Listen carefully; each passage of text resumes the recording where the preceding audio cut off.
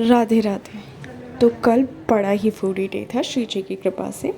सुबह बनाया ये कच्चे दूध, इलायची, केसर, गुड़ का घोल, क्योंकि इसको यूज़ करना था दो चीज़ों में।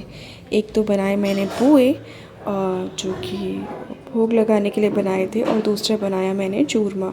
अब बहुत दिनों से मम्मी बाटी के लिए कह रही थी, वो भी भरमा बाटी के लिए। तो भरमा बाटी तो मैंने पहली बार ट्राई की, दूसरी वाली बनाई हुई है, प्लेन बाटी बनाई हुई है, लेकिन आज मैंने दोनों तरीके की बनाई।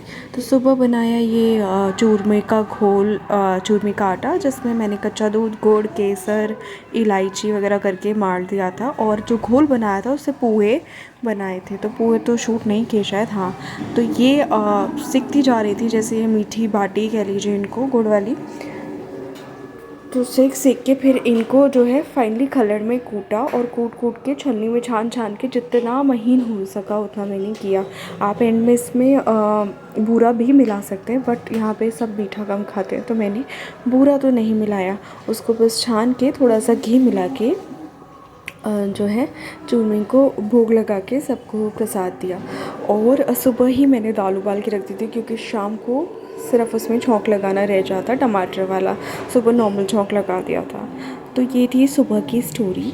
एंड कभी कभी बहुत मन करता है बहुत कुछ घर पे बना के खाने का, बट सिंस बहुत ज़्यादा समय लगता है कोई भी अच्छी चीज़ बनाने में या नॉर्मल इंडियन फूड बनाने में, तो ज़्यादातर हो नहीं पाता। और अब समझ में आता है कि पहले जब संयुक्त परिवार रहा करते थे, तब सारी चीज़ें कैसे बन जाती थी, क्योंकि कोई बाहर का काम संभाल लेता था, खेतों का संभाल लेता था, कोई घर का काम संभाल लेता था।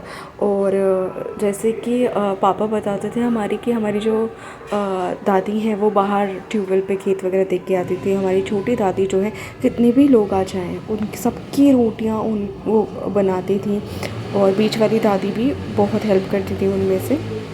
जो सबसे बड़ी वाली दादी जी थी, वो काफ़ी जल्दी चली गई थी भगवान के पास।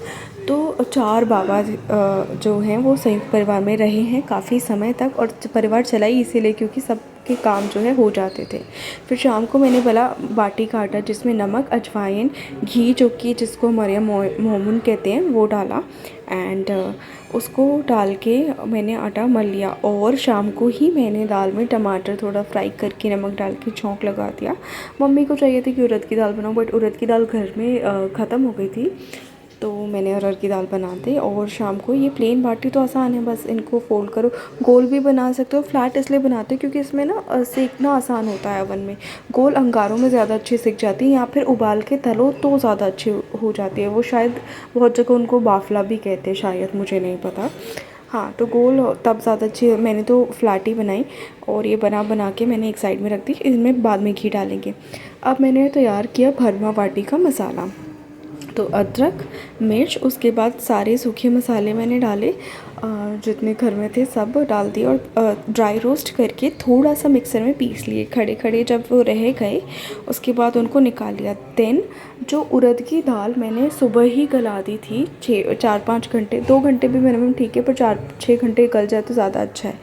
वो मैंने पीसी। और जब मैं वो दाल पीस रही थी, तो दाल पीसने में भी मैंने जो ऑलरेडी पिसे हुए मसाले थे, यानी थोड़ा बहुत पिस चुके थे, अच्छे से तो पूरे नहीं पिसे बट थोड़ा बहुत पिस चुके थे, उसमें मैंने दाल पीसते हुए ही वो मसाले भी मिक्स करती गई नमक के साथ। नमक मसालों में मैंने ऑलरेडी डाल दिया था, तो मिक्स करती गई। और ये पीस के जो दाल निकली, फिर हमने इसको थोड़े से घी में रोस्ट किया।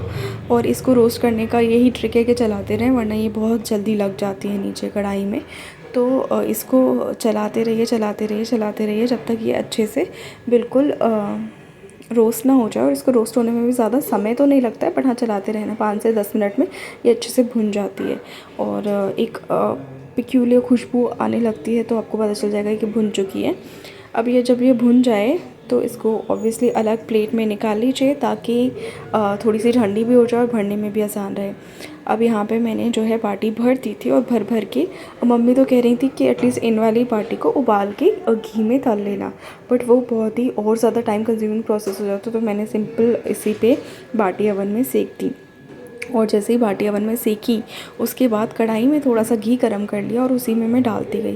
वैसे फ्राई भी हो सकती थी, बट मैंने मतलब जल्दी के चक्कर में, क्योंकि ऑलरेडी 9-10 बज गए थे, फिर बर्तन भी बहुत ज़्यादा हो गए थे। जिसका डिपार्टमेंट मेरी सिस्टर का होता है, तो उसके लिए काफ़ी प्रॉब्लम हो गई थी, बिकॉज़ कल किचन पूरी भरी हुई थी।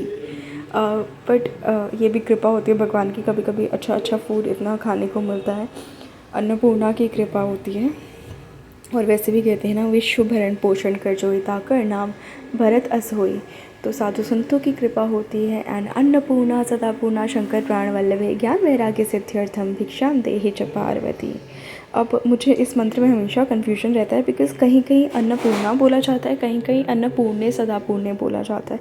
तो आपको यदि इसका करेक्ट वर्जन पता हो तो आप डेफिनेटली नीचे कमेंट सेक्शन में ज़रूर लिखिएगा। And this turned out to be a complete Rajasthani thali, बस गट्टे की सब्जी और सेम और बना सकते थे, बट फिर उसके लिए एक और हेल्प चाहिए होती कोई और। मम्मी बीमार है ना, इसलिए वो ज़्यादा हेल्प नहीं कर पाती अभी। तो प्लेन बाटी पे मैंने ऊपर से घी डाला और दाल वाली जो है उसी में डुबो के घी में डुबो के दी और साथ में रखी दाल। सो यस, और सबसे पहले लगाया ठाकुर जी का भोग। राधे राधे। फिर प्रसाद स्वरूप सबने ही भोजन किया।